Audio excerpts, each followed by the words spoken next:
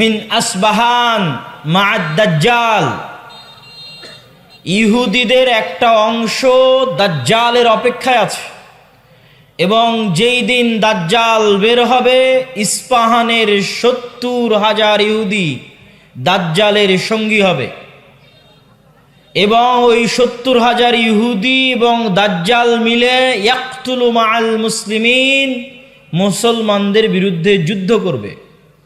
যুদ্ধ করতে করতে এমন পরিবেশ তৈরি হবে যে ইয়াখতাবিউল ইয়াহুদ ওয়ারা আশ-শাজারা আও তাহতাল হাজার, ইহুদি আশ্রয় নিবে গাছের আড়ালে, পাথরের আড়ালে, আর পাথর এবং গাছ বলে উঠবে ইয়া মুসলিম। পাথর এবং গাছ কথা বলে উঠবে, এই মুসলমান, এই যে এখানে লুকিয়ে আছে হত্যা করো। গাছ বলবে এই যে এখানে লুকিয়ে আছে হত্যা করো। পাথর বলবে এই যে এখানে লুকিয়ে আছে হত্যা করো। এবং এই হাদিসের সাথে আরো একটি হাদিস সম্পৃক্ত, যে রাসূলুল্লাহ সাল্লাল্লাহু আলাইহি ওয়াসাল্লাম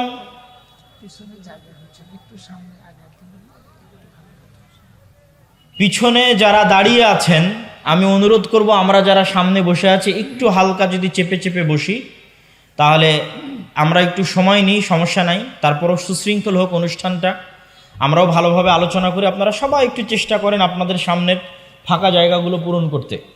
কেন না, সমস্যা নেই, ঠিক আছে।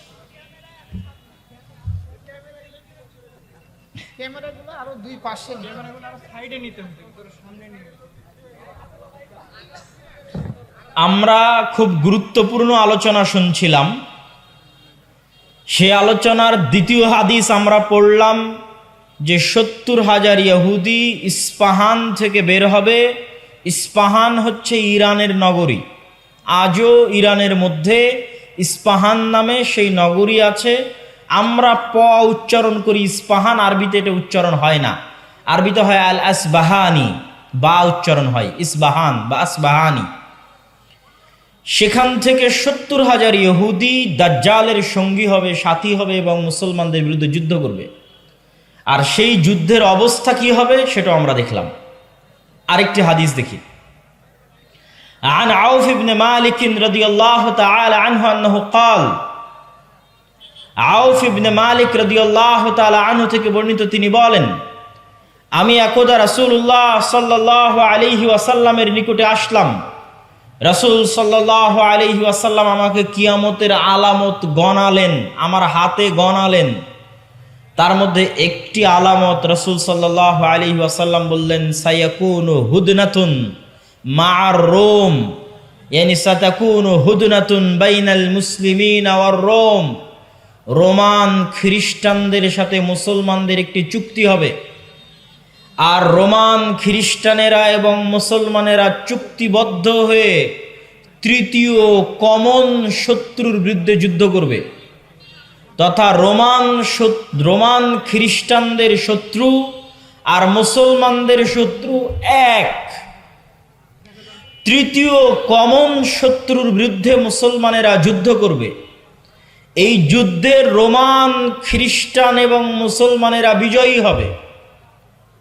বিজয়ী হওয়ার পর একজন খ্রিস্টান দাঁড়িয়ে বলবে যে আমরা আজকে বিজয়ী হয়েছি লিহাজা সলিব, এই ক্রুশের কারণে, গলায় ঝুলানো ক্রুশ দেখিয়ে বলবে এটার কারণে আজকে আমরা বিজয়ী হয়েছি।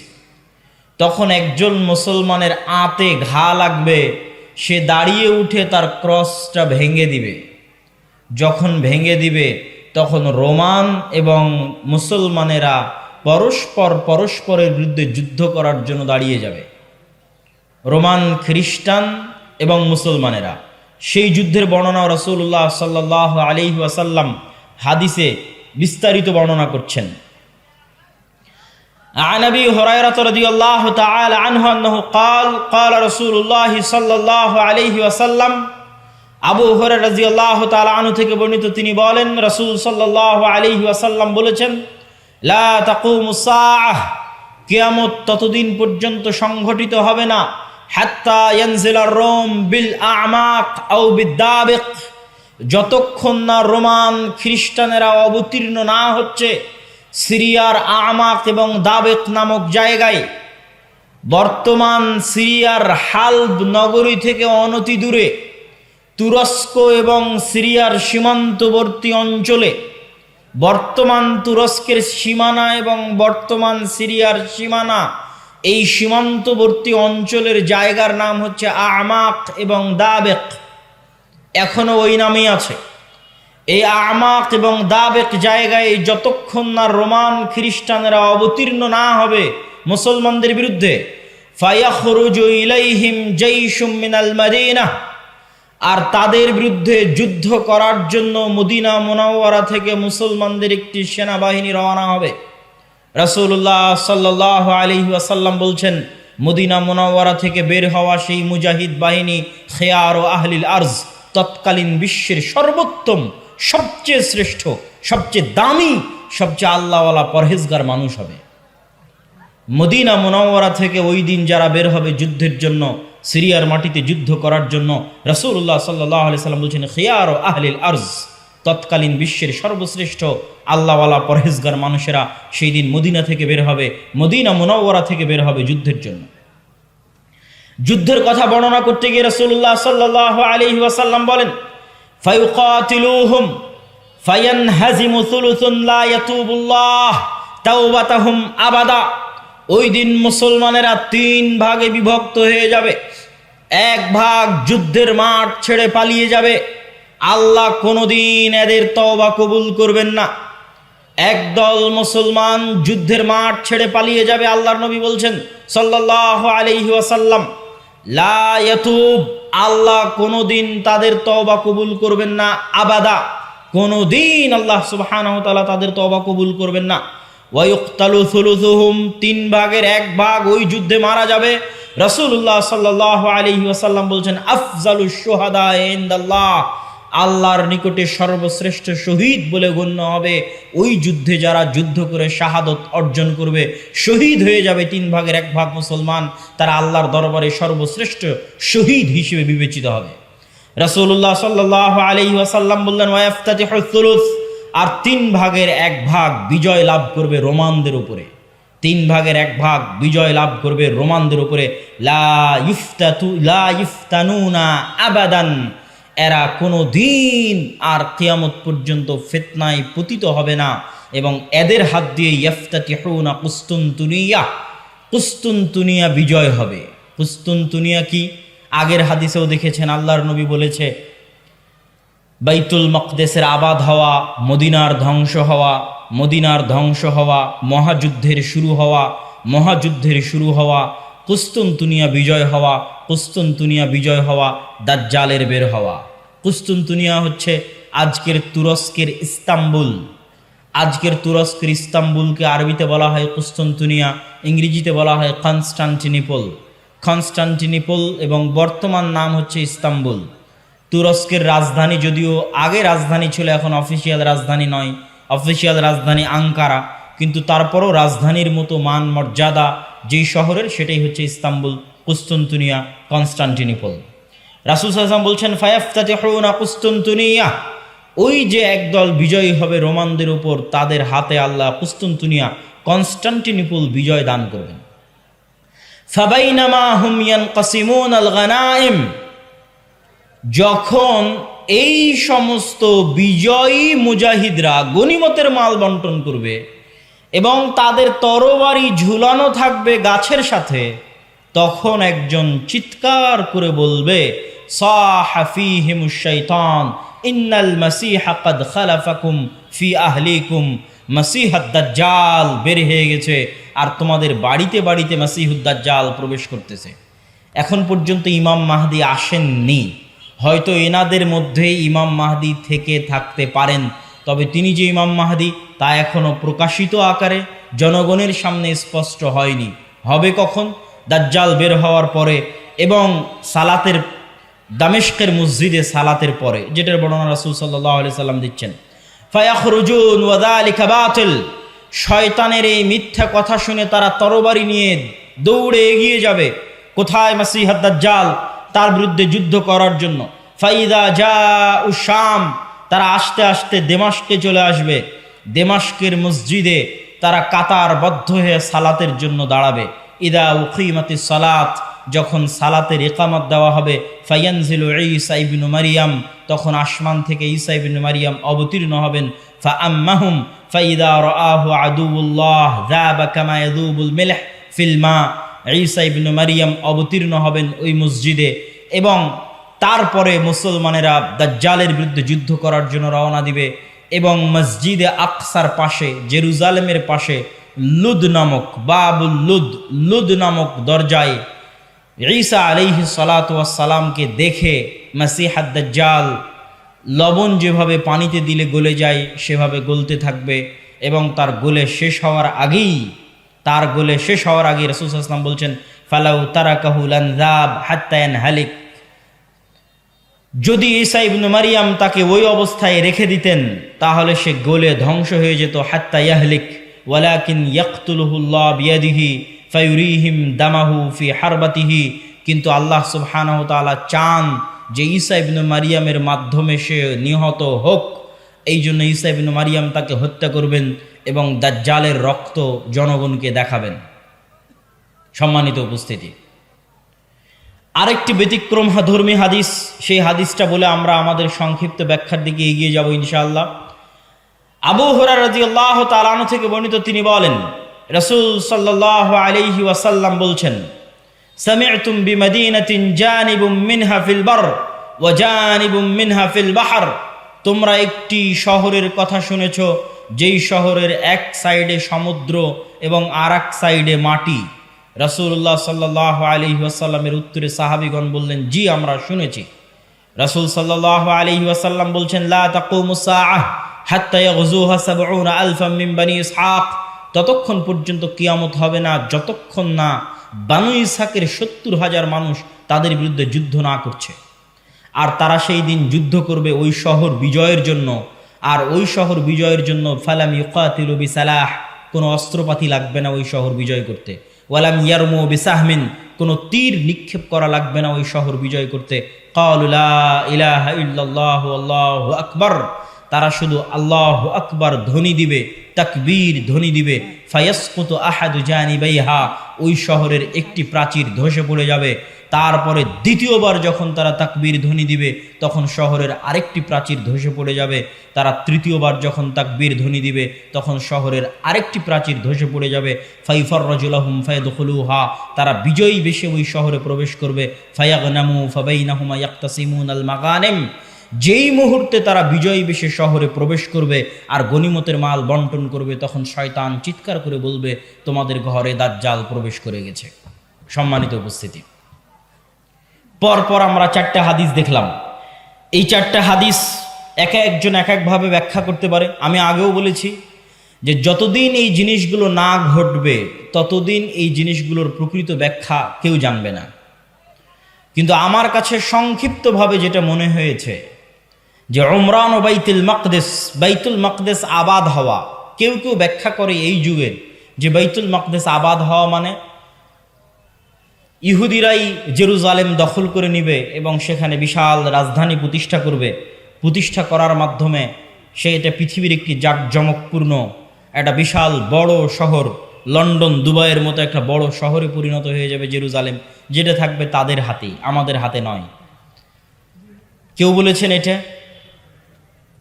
আর আমার কাছে সংক্ষিপ্তভাবে মনে হয়েছে যে উমরান ও বাইতুল মাকদেস আবাদ হওয়া মানে মুসলমানদের হাতেই বাইতুল মাকদেস থাকবে এবং মুসলমানেরাই বাইতুল মাকদেস বিজয় করবে এবং সেখানে সালাত সিয়াম সকল কিছু বাস্তবায়ন হবে এবং বাইতুল মাকদেস মুসলমানদের হাতে আগেই বিজয় হবে, তথা যে ঘটনাগুলো পরবর্তীতে সংঘটিত হচ্ছে সেগুলোর আগেই মুসলমানদের হাতে বাইতুল মাকদেস থাকবে। কখন থাকবে আল্লাহ সুবহানাহু ওয়া তাআলা ভালো জানে। এবং বাইতুল মাকদেসের বিজয় হওয়া মানে মদিনার ধ্বংস হওয়া কি? হয়তো মদিনা অনাবাদ হয়ে যেতে পারে, মদিনার যে শান শওকত সেই শান শওকতে কমতি আসতে পারে, যে কোনো কারণে আসতে পারে। যেহেতু মুসলমানেরা বাইতুল মাকদেস ফিরে পেয়েছে সেহেতু বাইতুল মাকদেস কেন্দ্রিক মুসলমানদের নতুন কিছু তৈরি হতে পারে। যেমন উমাইয়া খেলাফাত আমলে যখন আবদুল্লাহ ইবনে জুবাইরের হাতে মক্কা এবং মদিনা ছিল, তখন উমাইয়া খলিফারা মক্কা মদিনা জিয়ারত করতে না পারার কারণে তারা তাদের সকল ধন সম্পদ খরচ করত বাইতুল মাকদেসের পিছনে। তথা এই মসজিদকে কেন্দ্র করে মুসলমানদের একটা ব্যস্ততা, শহর বন্দর সকল কিছু গড়ে উঠবে এই শহরকে কেন্দ্র করে, এবং মদিনা অনাবাদ হয়ে যাবে। মদিনা অনাবাদ হয়ে গেলে যুদ্ধ শুরু হবে। কোন যুদ্ধ? যেই যুদ্ধ আমরা আলোচনা করলাম, এই যুদ্ধকে রাসূল সাল্লাল্লাহু আলাইহি সাল্লাম বলছেন আল মালহামা আল কুবরা। এবং এই যুদ্ধের বর্ণনা দিতে গিয়ে অন্য হাদিসে রাসূলুল্লাহ সাল্লাল্লাহু আলাইহি ওয়াসাল্লাম বলেছেন যে এই যুদ্ধে এত বেশি পরিমাণ মানুষ মারা যাবে যে একটা উড়ন্ত পাখি যদি আকাশে উড়তে থাকে তাহলে উড়তে উড়তে সে ক্লান্ত হয়ে যাবে, কিন্তু লাশের সারি সে উড়ে শেষ করতে পারবে না, এত বেশি পরিমাণ মানুষ মারা যাবে এই যুদ্ধে।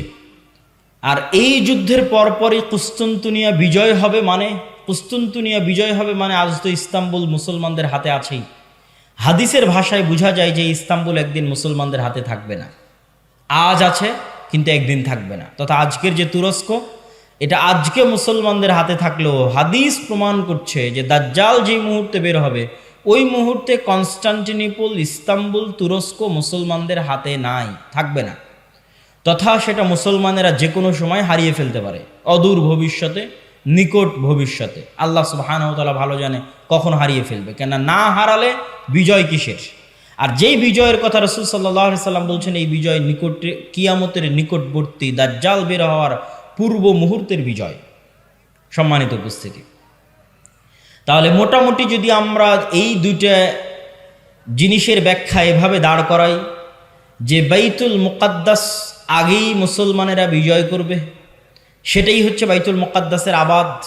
আর কুস্তুনতুনিয়া কিয়ামতের পূর্ব মুহূর্তে বিজয় হবে, তার অর্থ হচ্ছে কুস্তুনতুনিয়া মুসলমানেরা হারিয়ে ফেলবে, কনস্টান্টিনোপল মুসলমানেরা হারিয়ে ফেলবে। এখন হাদিসের আরও একটা অংশ ব্যাখ্যা করতে বাকি, রোম কারা?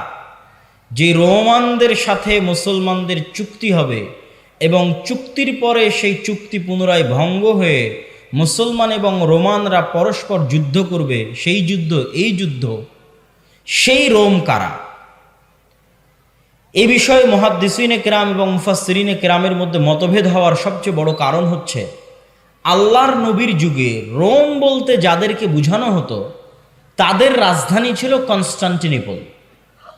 আল্লাহর নবীর যুগে, মানে যেই সময় আল্লাহর নবী এই হাদিস বলতেছেন, ওই সময় রোম বলে যাদের বোঝানো হতো তাদের রাজধানী তুরস্কের ইস্তাম্বুল, কনস্টান্টিনোপল। এবং মুসলমানেরা এটা কোনোদিনই বিজয় করতে পারেনি। মুসলমানেরা এটা বিজয় করেছে অনেক পরে, আজ থেকে 500 অথবা 600 বছর আগে। উসমানীয় খেলাফত আমলে মুসলমানেরা বিজয় করেছে, না উমাইয়া খেলাফত আমলে, না আব্বাসী খেলাফত আমলে কোনোদিন বিজয় হয়নি। ক্রুসেডের যুদ্ধ হয়েছে, তখনও মুসলমানেরা ইস্তাম্বুল বিজয় করতে পারেনি। মঙ্গোলীয়রা মুসলমানদের বাগদাদে হত্যা করেছে, তখন মুসলমানরা ইস্তাম্বুল বিজয় করতে পারেনি। তারও পরে মুসলমানরা ইস্তাম্বুল বিজয় করেছে 1400 খ্রিস্টাব্দের দিকে, মুহাম্মদ আল ফাতেহ। তো এই জন্য রাসূল সাল্লাল্লাহু আলাইহি ওয়াসাল্লাম যখন রোম শব্দ বলতেছেন হাদিসে মদিনায়, তখন রোম মানে বর্তমান তুরস্কের কনস্টান্টিনোপল, ইস্তাম্বুল। আর তৎকালীন এই রোমে যারা বসবাস করত তারা হচ্ছে অর্থোডক্স খ্রিস্টান। আর আজকে ইতালির যারা রোম, ইতালির রাজধানী রোম, ইউরোপের যারা খ্রিস্টান, আমেরিকার যারা খ্রিস্টান, তারা হচ্ছে ক্যাথলিক খ্রিস্টান। এবং তাদের মধ্যে বিশ্বাসগত এবং আকীদাগত পার্থক্য আছে অনেক বিষয়ে, পদ এবং পদবীগত পার্থক্য আছে, কৃষ্টি কালচার, সামাজিক আচার ব্যবহারগত পার্থক্য আছে।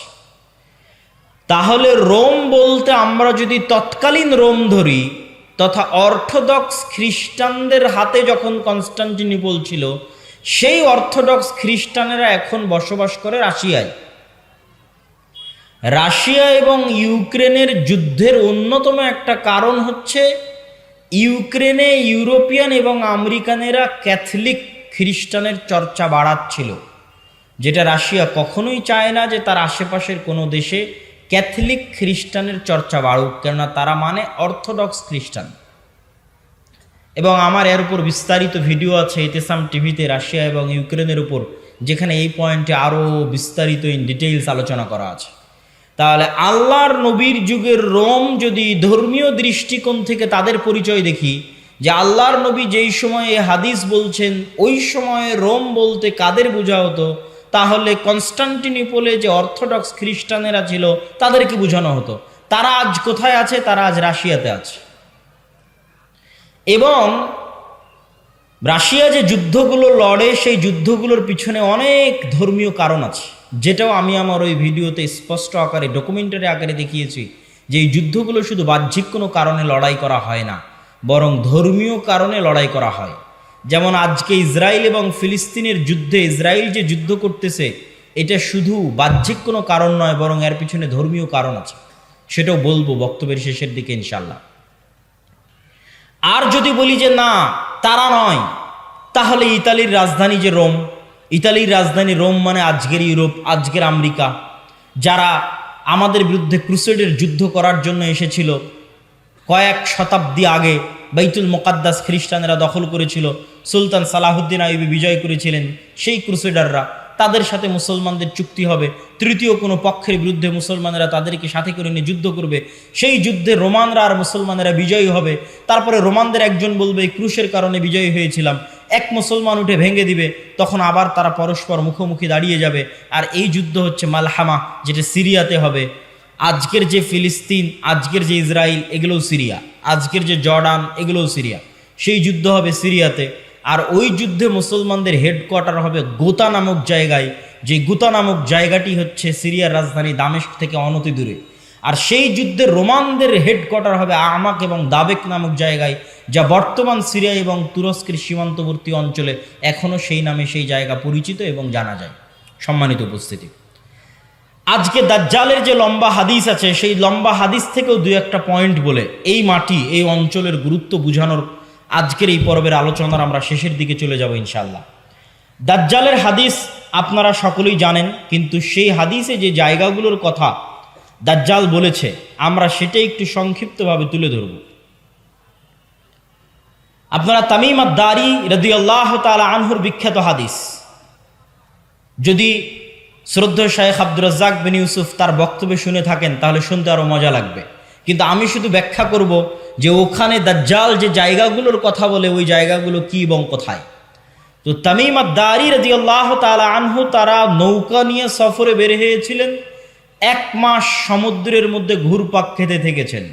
ঘুরপাক খেতে খেতে যখন একটা দ্বীপে গিয়ে ঠেকেছেন, সেই দ্বীপে তাদের সাথে দাজ্জালের সাক্ষাৎ হয়েছে।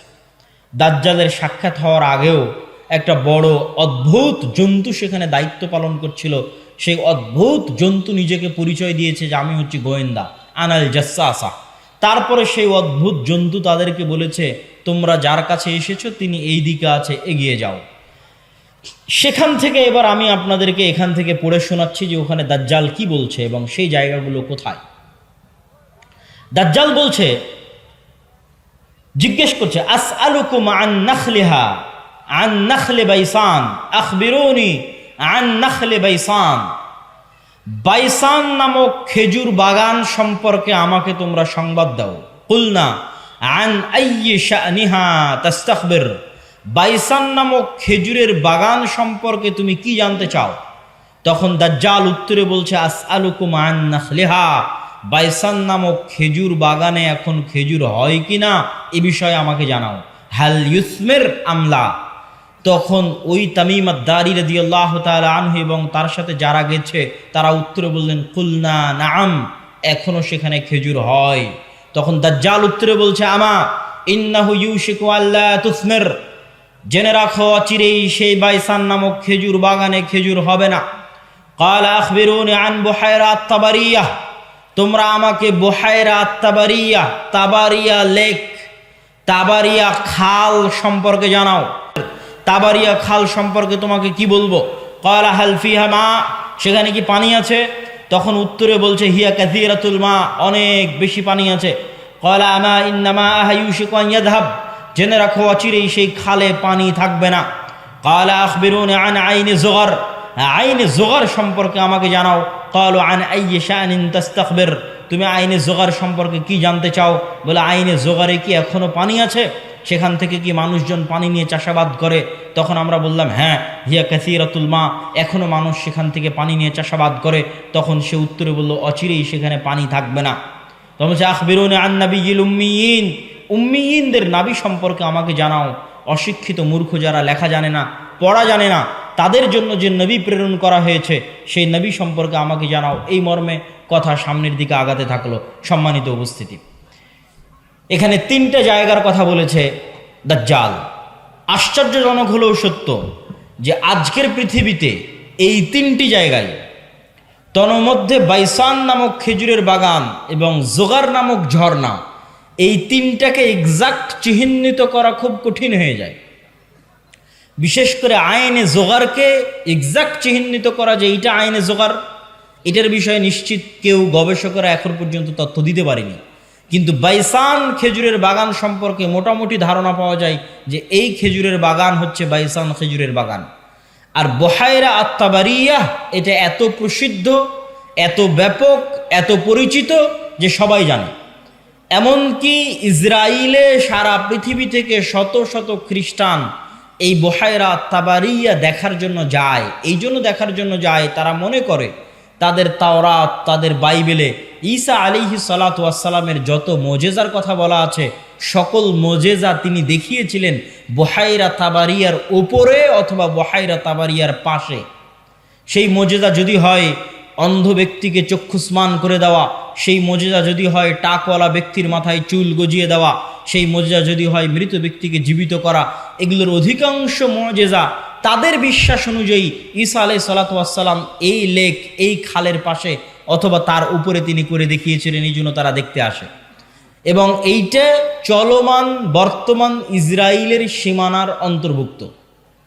এবং আনুমানিক গবেষণা অনুযায়ী বাইসানের খেজুরের বাগান এবং জোগারের ঝর্ণা এবং তাবারিয়ার লেক 3টাই বর্তমান ইসরায়েলের সীমানার অন্তর্ভুক্ত, যেই জায়গাগুলোর কথা এই হাদিসে দাজ্জাল তামিম আদ-দারি রাদিয়াল্লাহু তাআলা আনহুকে জিজ্ঞেস করতেছে।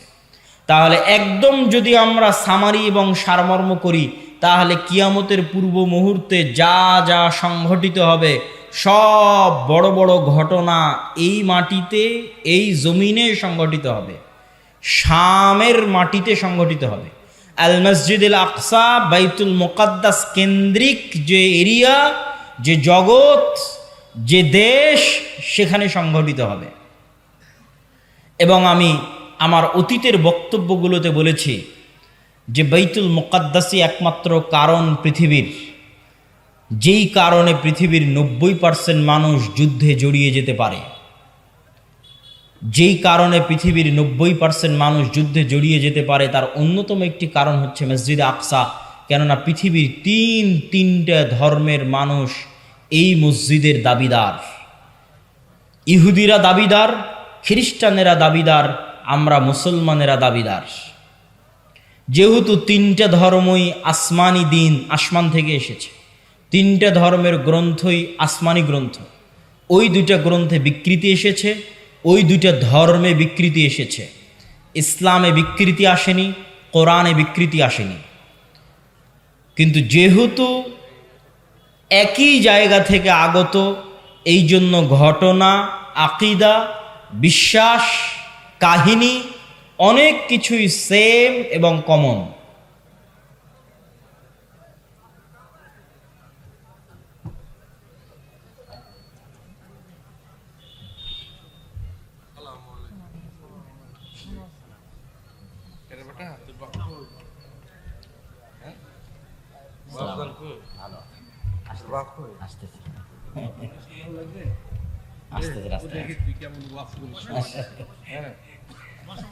তো সম্মানিত উপস্থিতি, আমরা যে বিষয়ে আলোচনা করছিলাম যে বর্তমান মসজিদে আকসা এবং বর্তমান বাইতুল মুকাদ্দাস পৃথিবীর 3টা ধর্মের নিকটে পবিত্র স্থান।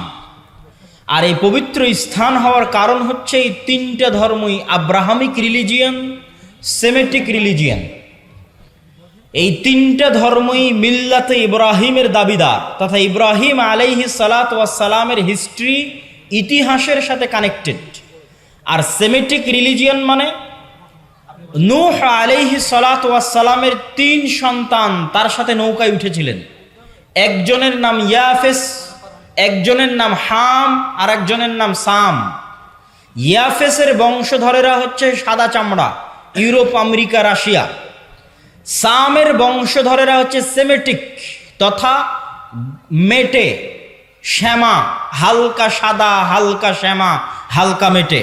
India, Pakistan, Bangladesh, Saudi, Kuwait, Qatar, Bahrain, এরা হচ্ছে সামের বংশধর। হাম হচ্ছে আফ্রিকান, টোটাল আফ্রিকান এরিয়া হচ্ছে নূহ আলাইহিস সালামের সন্তান হামের বংশধর। তো পৃথিবীতে আল্লাহ যত নবী পাঠিয়েছেন সকল নবী সামের বংশে পাঠিয়েছেন। সামের বংশে ইব্রাহিম আলাইহিস সালাতু ওয়াস সালাম।